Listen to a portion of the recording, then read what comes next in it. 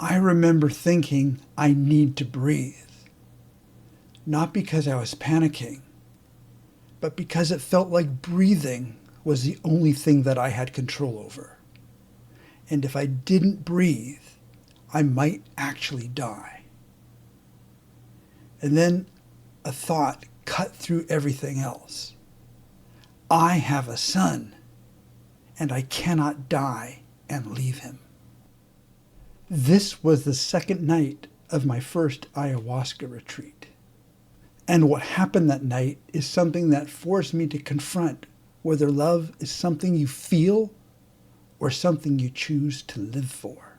Last night, I found some meaning and healing, but I felt tethered to my body and unable to completely let go. So tonight, as the ceremony began, I drank a larger dose, fully intending to go deeper.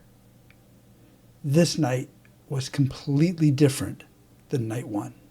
The sense of myself as a separate individual disappeared. I felt things as opposed to thinking them with almost no internal narration at all. I felt like a passenger on some sort of galactic amusement ride, moving from place to place. There was an infinite energy field that I could feel.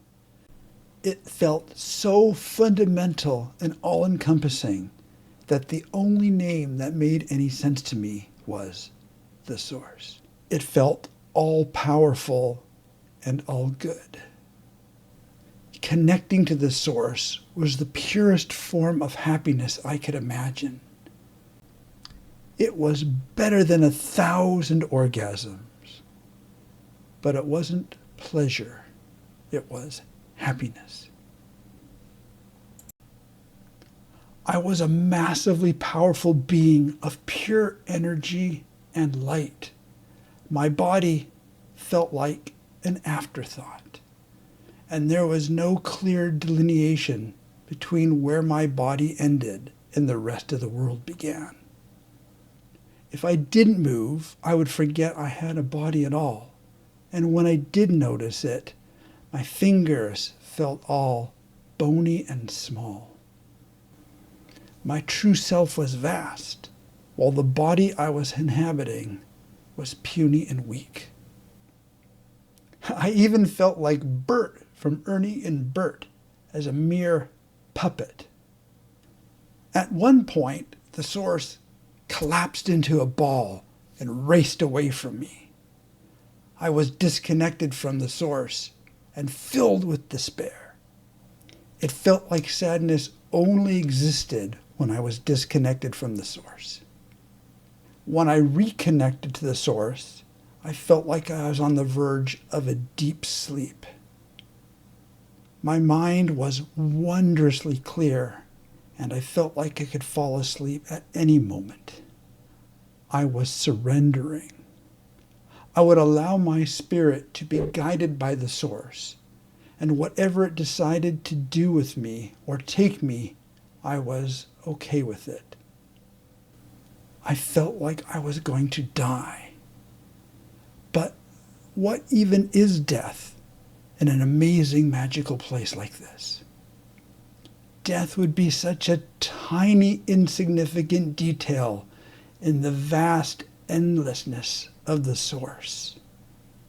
I could simply die and it would not matter at all. But then another thought arrived. I have a son, and he is the most important thing in the world to me. I could not die and leave him. I had to survive. I had to live and give him my love. To tell him how much I love him. To tell him I love him exactly as he is. To tell him that I will love him no matter what he becomes. That I will always be there for him. That I will always fight for him. That I will do whatever it takes to make his life better. I might not always know the right things to do. I might make mistakes. and I might do things that cause some short-term discomfort. And occasionally I might even do the right thing. But I will never stop believing in him, and I will never stop fighting for him. I needed to live. I needed to breathe. Breathing was the only thing I felt I had any control over.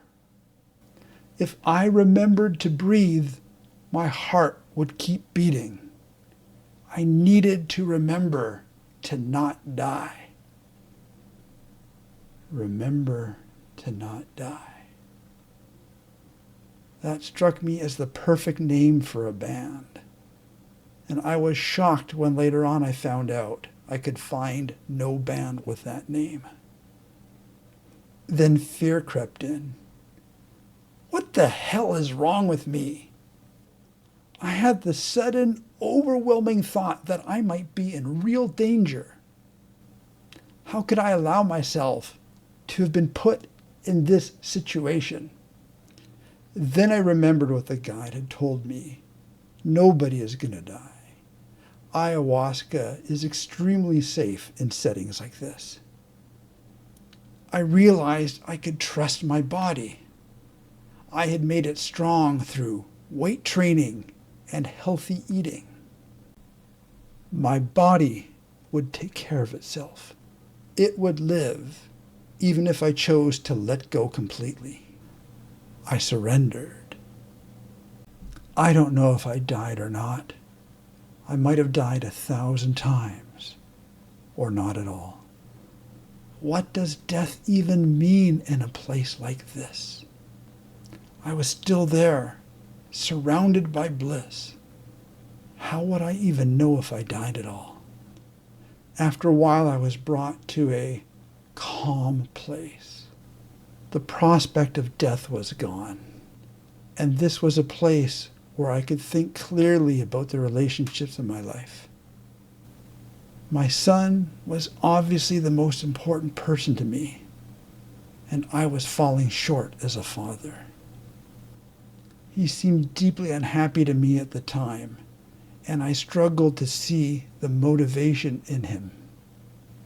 And the spark I knew existed in him was dim, and it needed to be fanned back to life with love and protection. I know he is capable of amazing things.